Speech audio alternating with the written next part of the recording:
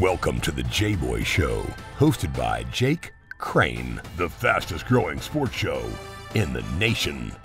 I'm Coach Hugh Freeze. This is Super Bowl champion Brandon Graham. Hey, this is DJ Shockley, and you're watching. And thanks for watching the Jboy Show. Hello, everybody, and welcome to the first edition, one of many. Going to start throwing this show in, not weekly, but monthly. It's called Prove Me Wrong, where there's an issue pertaining to college athletics, football, basketball, whatever, and we debate it. And I thought, because I want to debate expanding the college football playoff or not, from 4 to 8. I'm saying 8. Anything past that, I think, is too much. And I thought, there's not a better guy on the planet to bring on to debate this, who believes in the other side of the argument, from late kick Josh Pate. And I'm going to get to him in a second. You'll get the format. I think you guys will enjoy it.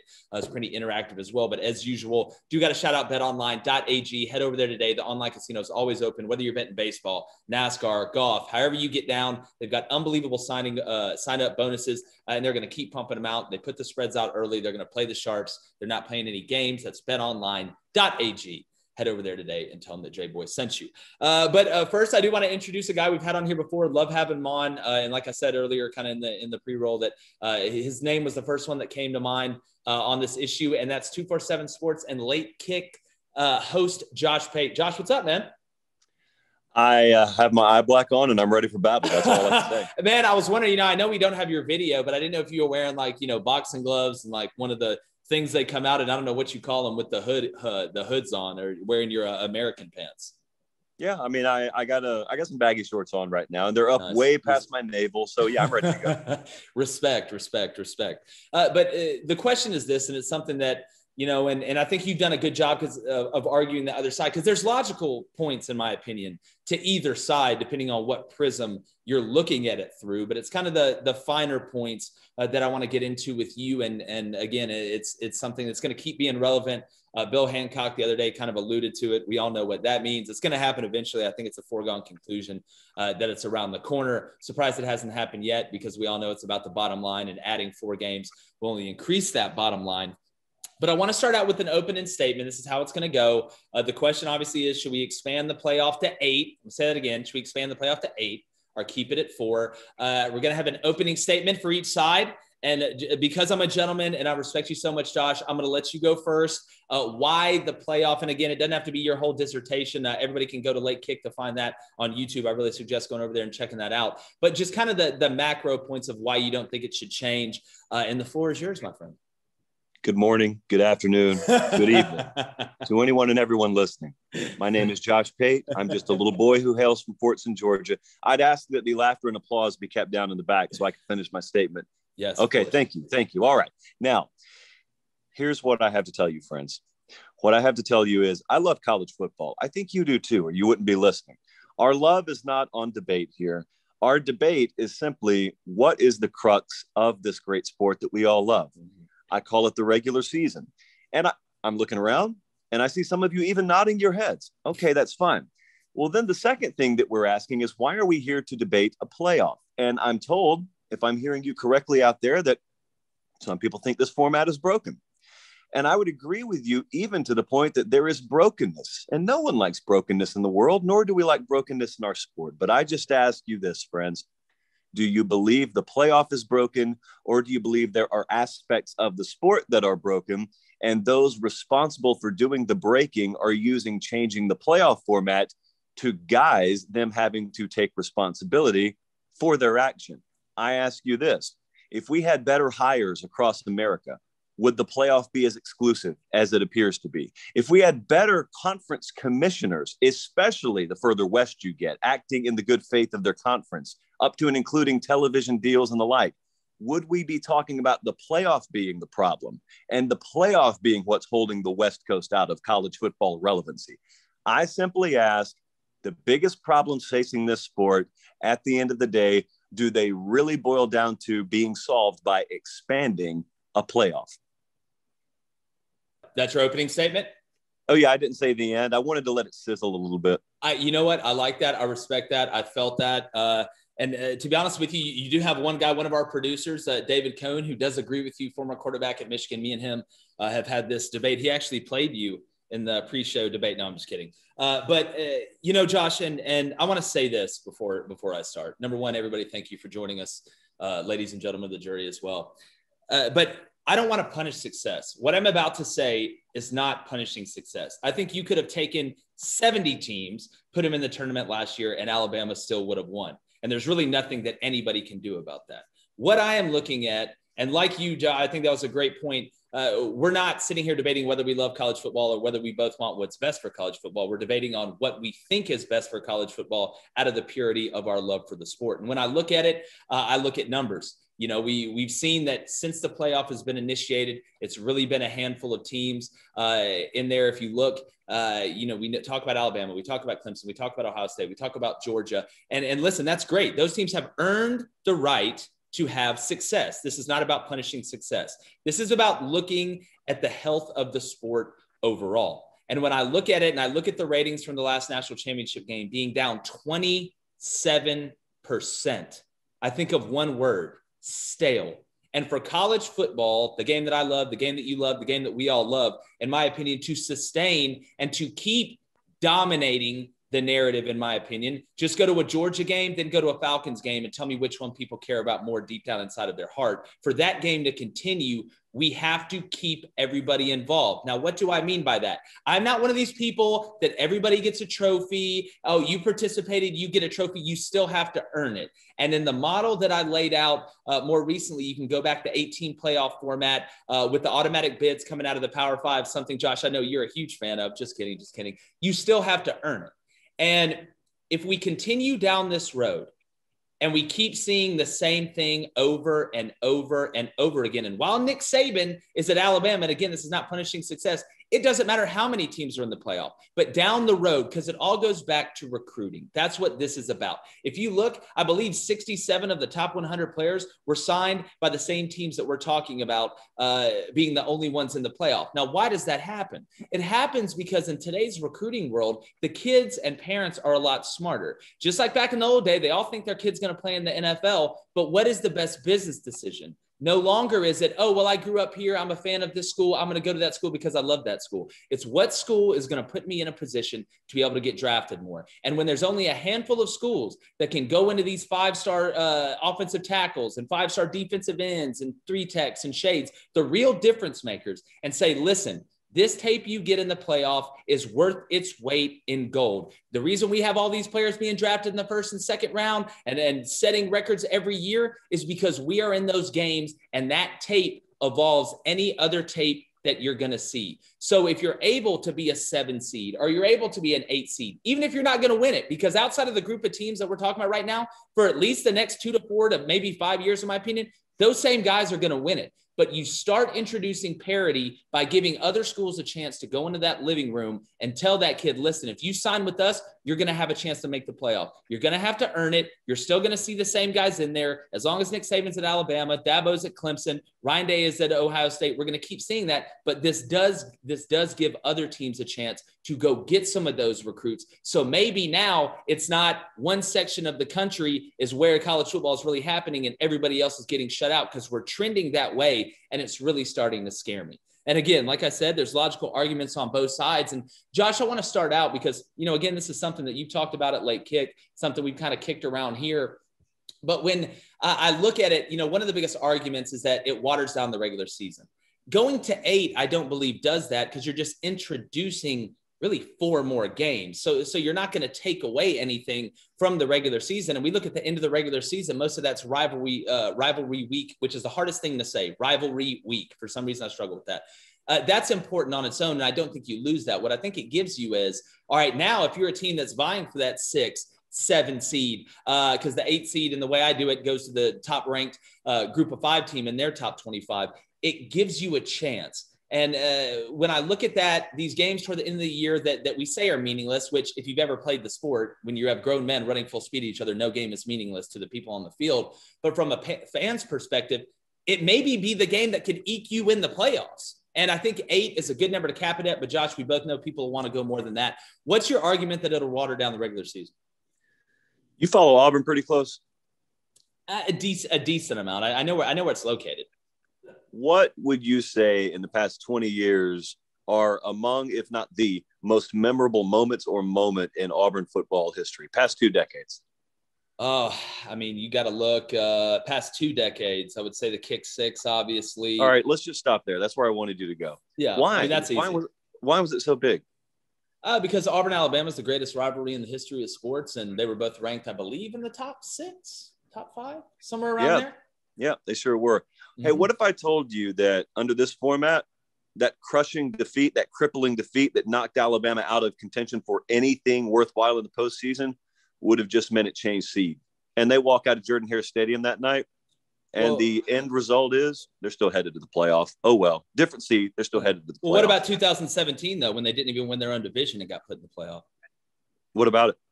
Well, what I'm saying, if you can make that argument saying that it's just going to change the seed and it's not going to matter, I can point you to 2017 where they got beat at the end of the year. Auburn ends up losing to Georgia in the SEC championship game. Alabama goes to the playoff and wins the national championship. You're correct. But in that format, you're justifiably ranking them as one of the 4 best. It's an apples to oranges comparison year over year. But when 2017 rolls around, there are not 4 better resumes than Alabama's. There's what I'm saying. And so when you look at the 2013 season, they're going into the Iron Bowl weren't 4 better resumes than Alabama. But then they lost a regular season football game, especially late in the year, rivalry and all that. But it's a regular season football game. They're not out. My point is, the reason why it's must see, the reason why it felt like it did, even outside of Auburn, Alabama, is because of the consequence and the urgency attached to the game. There's no safety net under that game for Alabama. When they fell and splattered all over the pavement. In this scenario, they fall in the safety net, and then they dust themselves off and they get ready to find out who they got to play in the playoff. Yeah, so like in 2017, I mean, you if we're sitting here using that one game as an example, and it's tough for the Auburn-Alabama game because you get up 3,000 teams in the playoff, and it's not going to lose any luster regardless of who wins or loses. But I'm just wondering how adding 4 teams to the end of the year waters down the regular season for all over 100 Division I football teams. Now, if you start talking about 16, you're exactly right. Really, if you start talking about 12, you're exactly right. But I don't see how adding 4 games to the end of the year. And again, I'll go back to my argument of, does it not give more urgency if you're one of those teams? Let's take, Florida, for example, last year, going into that LSU game. If they had a chance to still make that playoff, do you think there would have been a little more sense of urgency in that game? And do you think it would combat some of the opt-outs that we're seeing towards the end of the year, which seems to be a tradition that's starting to take place? Well, let me go point for point here. So for Florida, first off, who said they didn't have a shot at the playoff? They weren't getting in. If A&M wasn't getting in, they weren't getting in. But who knew what A&M was going to do to end the season? My point is that wasn't the last week of the regular season. There was still a little bit of time to go. Exactly. That's my point. But those games start taking on even more relevance because, again, you have 2 nowadays, unless you're Nick Saban at LSU, if you have 2 losses, you're not making the playoff. And again, if at the end of the day, if you don't win enough games to make the 18 playoff, and again, we go through Power 5 automatic bids, like I was saying, then you don't deserve to get in there. But if you have a chance to be that 6 seed or that 7 seed, and you're a 2-loss Florida team, and you still have a chance to win the East and sneak in there, I think you play with a little more sense of urgency, and I don't think you get all these opt-outs. See, I think it's a 2 for 1. But Josh, when I look at it, I don't see how the math adds up. Saying that, how would it water down the regular? What game would lose importance if you added 4 teams to the playoff? Is what I mean. Well, I gave you one, but I'll go some. The Auburn Alabama game is not going to lose importance. Sure, I don't care if it comments. Of course, it will. If I live in Des Moines, brother, if I live in Montgomery, Alabama, it ain't losing importance. If I live in Des Moines, Iowa, and I know there's a safety net under the game, I'm just as likely to be at Home Depot as I am in front of my TV. I know the consequence for me as an unaffiliated observer is not the same. You can't duplicate that and have that safety net at the same time. Yeah, well, to me, I mean, we're saying safety net. I think people watch college football because they like seeing good teams play each other. I don't think they watch it because there's an unmistakable urgency that does not surround any other American sport. Yeah, I agree. But what I'm saying, if you're going to use the example of somebody in Iowa watching the Auburn-Alabama game, they're probably not just watching that game for consequences. They're probably watching it because they enjoy college football, and it's one of the greatest rivalries, and they're expecting to see a good game because typically outside of, a couple of years under the Malzahn regime, even though he did beat Nick Saban probably more than anybody else, it was a pretty tight game, and there was some meaning towards the end of it. So I think it's just through the prism you look at it. But again, I think we can both agree, once you start these people calling for 12-team, 16-team playoff, I think that's absolutely insane. You'd have to totally overhaul the regular season. But another point, Josh, what do you think is making up then for the lack of viewers? Do you not worry that if we keep going down this road and you keep showing the same movie over and over again, and again, I'll say it's not punishing success. I'll take Bama if you put 30 teams in there right now. But over the course of time, recruiting parity and stuff like that, do you not worry that maybe the sport may be trending in the kind of pigeonholing a certain region and then everybody else getting shut out? Sure. There are two truths here, or there can be two truths. I agree 100%.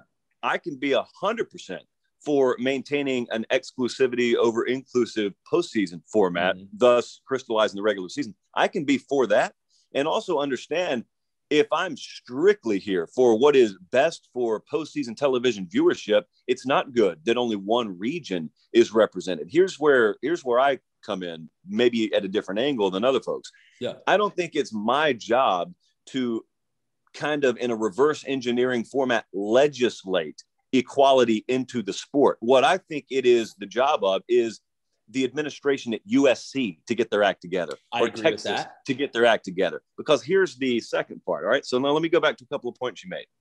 The opt-outs. The opt-outs concern me greatly. I don't like seeing that. But when people say, well, Josh, the only way to make sure that we have less opt-outs is to have more shots at the postseason. I understand how that works. I get that in theory. But here's what to me, that's like starting on chapter 11 of a book. I want to go back to the outset when we used to never have opt-outs. And that's not that long ago, by the way. So let's say 2009, 2010. I mean, that's a decade, a little over a decade ago. Mm-hmm. I never heard about people opting out of the postseason. And that's before we had a playoff period. Yep. So my question is, how did we go from having 0 playoff to then having 4 potential spots and then slowly but surely having more? How did more playoff equal more opt-out is my question. Yeah, no, I think it's society, kind of the way that it's changed. I mean, you look at NIL coming down the pipe. You look at really, in my opinion, now with the way you look at a Jamar Chase, for example. And again, look, I hate the opt-outs. I don't like them. I've said that multiple times. Again, I'm like you. Back in the day, I didn't even think. I remember the day, Josh, when people were pumped up about bowl games, good bowl game matchups, and playing in that bowl game and stuff like that. Ding, ding, ding, yeah, ding, but ding. I don't think that moving to a playoff led to more opt-outs. I think the way that the game is trending and society is trending and the market is trending, going from college to the NFL, then you throw NIL, it's becoming a lot more individualized because there's a lot more information. And to me, I don't think it's, and again, I'm not a mathematician or a physicist or whatever, but I don't think there's a direct correlation between going to the playoff and then opt-outs happening. I think that's from outside forces. And I think that's something that's going to be really hard to stop. I don't think you're ever going to stop it now. I think you can kind of tamper it down by including 4 more teams and making the regular season, you can hold on to that ledge a little bit longer. But I do want to go back to a point you made, and I agree. It is on USC's administration to make good hires and their coaches to develop. But to me, you still earn it if you get that automatic Power 5 bid. Now, listen, whoever wins which would probably be Oregon right now, let's be honest, whoever wins the Pac-12, they're not winning it yet. They're not winning it, but it will bring a little bit of excitement back to what I believe is a dinosaur out there in the Pac-12. And if the Big 12 doesn't watch out, they're starting to shift that way after you look at the NFL draft and just the way that it's going. So when I look at it from that vantage point, I think by adding the Power 5 automatic bids, they have to earn that. You have to earn that. You have to win your conference championship. Those 5 teams go. You have the number 8 seed, which is the team that finishes number 1 in the top 25 out of the group of 5. And then you get 2 at large. So I do think you're still earning it. This isn't a communism versus capitalism argument where, hey, everybody gets in the tournament. Everybody gets in and gets a chance because we just want to include everybody. No, I just want to add 4. You make the Power 5 get an automatic bid. So you have to earn that. Now, if you're Florida playing Alabama in the SEC championship last year and you win that game, you're not still wondering, am I in the playoff? You're in the playoff. And then obviously Alabama would have got one of the 2 at large. So I do think under the method I'm saying, you do still have to earn it. Another question I have for you, Josh, and it's something that, gets kicked around a lot when you start talking about 18 playoffs and stuff like that is, how is it? Me and you both know this is about the bottom line. That's what it all comes down to, the bottom line and the amount of money. Are you shocked that we haven't moved to an 18 playoff yet? Because adding those 4 games would add double the money that they've seen in the playoff. Well, I'm not shocked that we haven't already done it, only because I've spent a large majority of yesterday actually talking about the business aspect of this. Yeah, I almost fell asleep. It's wild. So I understand how convoluted the spider web of change is. And now, selfishly, I hope that spider web's even thicker than I see it from the outside. But I understand how that mechanism or those mechanisms work. Having said that, circling back to money, here's what is very, very hypocritical when you hear from the more administrative side of things, we need to expand because this gives us a shot. Let me tell you something, man. And I go back to my original point. There are a lot of people out there who should have the letters BLAME tattooed across their forehead, who instead sit there and tell you it's the system built to keep them down. Does anyone out there, I'm talking to listeners, does anyone out there who may be just a casual viewer of this sport have the slightest clue what your Big Ten program, not Ohio State only, but Ohio State and everybody below them, do you have any idea what kind of television check they cash every year just for having a Big Ten sticker on their helmet? Ditto for the SEC. And it should be that way for the Pac-12, if not for ineffective leadership internally. And I use that word very loosely. But here's my point. My point is, it is always about money, but that's a very, very easy thing to say. When you really dial it down, where it's about money is this. There are a lot of very, very, I won't say misguiding because they're not misrepresented. There are a lot of polls put out there in bad faith. For example, tell me if you've heard this before. A vast majority of college football coaches support playoff expansion, or a vast majority of conference commissioners or ADs support playoff expansion. Well, of course they do. We're talking about 130 of them, and a vast majority are never going to be good enough, regardless of format. They're never going to be good enough to make the playoff. The reason, especially at the administrative level, why you would want access is because you understand the entire pool gets raised. The entire tide gets raised monetarily when you have an expanded playoff, because with that expanded playoff, everyone on top, all the fans are going to see what the bracket looks like and how pretty the brackets look. Beneath the topsoil, what's being carved out and where the real point of contention and debate is how much guaranteed money is each Power 5 conference going to get? How much guaranteed money is the G5 going to get? And so really what it is it's a cash grab. It's no different if I don't ever do it, but if you ever turn on C-SPAN and watch a bill get debated, dude, do you have any idea what's gone on to get that thing to the floor and find out who's getting this and whose handshake there counts for this? That's what this is really about. It's all it's ever about. And what aggravates me is you and I could bring in via Zoom half the folks that are going to be really making decisions on this, and we could press them on what I think are some very basic theories for and against that we've been talking about, and they wouldn't have the slightest clue where they actually stand because they've never thought about it at that level. No, I agree. And there's 2 things. What do they say? You don't want to see made the law and sausage. I'm with you, Josh. And to be honest with you, and just like anything in any realm of the world, there's people in places that shouldn't be there making decisions that they shouldn't make, or at least they won't ever be held accountable. And I'm not going to say anybody individually, but I think there's a few people that come to mind. And Josh, man, this has been great. This is something I definitely want to do again. And really my kind of send off question for you. And I think this is something we can agree on, regardless of what side of the expand or don't expand. What did you say the other day? I was laughing. I love the hashtag 4 and no more. Did you come up with that? I did. I tell you what, man, they must teach that at Pate State. But do you think, Josh, eventually we're going to get to an expanded playoff, regardless of what the number is? I mean, is it a foregone conclusion? I view it, if I were to put a percentage on it, I'd say probably about 70, 75%. And make no mistake now, even as I'm over here staunchly 4 and no more, I fully understand, if you draw a line in the sand, preseason and then postseason, I totally understand that postseason in and of itself as its own entity will be incredible to watch. I totally understand that. I'll end up making more money and advancing personally and professionally because of this, which should let you know as much as possible. There is zero selfishness in my argument. I'm arguing against my own financial best interest here, to be honest with you. But you're a madman. I understand that whole deal is going to be attractive. My concern is what it does to the balance of the sport overall and where it places the focus. I don't think any business in college football, I don't think college football has any business placing its focus on postseason over regular season at a very foundational level. Yeah, you know, I think where we differ, I think at the widest gap is that I don't think adding the 4 teams is going to water down the regular season at all. I think it'll actually enhance it. But once you start getting past that, the biggest worry I have, Josh, and again, like I said at the outset, there's legitimate logical arguments to both sides of this.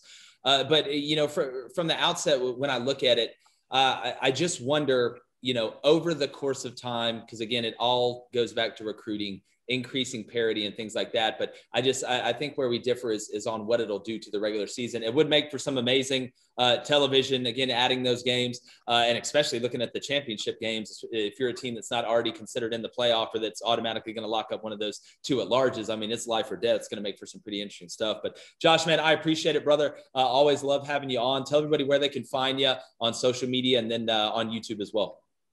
YouTube is the 24/7 Sports YouTube channel. That's where you can find Late Kick Live, same name with the podcast, Late Kick Podcast, and Twitter, Instagram, wherever, at Late Kick Josh. All right, brother. Well, I appreciate it, man. We'll talk soon. Stay safe out there. All right, man. Appreciate it. All right. Appreciate you guys too at home. Make sure you subscribe, YouTube, Apple Podcasts, Spotify. Grab some merch at thejboyshow.com. Donate also if you want. Got some more great stuff coming. Listen, the season, it's barreling down on us. Going to be here before you know it. Make sure you check us out. It's been the first Prove Me Wrong, the debate segment we've added. Got more coming. Next one will be which rivalry's greater, Auburn, Alabama, Michigan, Ohio State. That's going to be a lot of fun. For this edition of the Jboy Show, it's Jboy. I'm gone. The Jboy Show is produced by David Cohn, Technical Director Dave Hammock, Creative Director David Culbertson, Audio Engineer Feyzan Shareef, Production Assistants Blaine Crain and Kyle Orr, Executive Producers Jake Crain, Vince Thompson, Steve Chamberlain, and David Cohn. Please subscribe to our YouTube channel and visit our website, thejboyshow.com, for updates regarding our newest apparel and merch designs. Win the water cooler with the Jboy Show.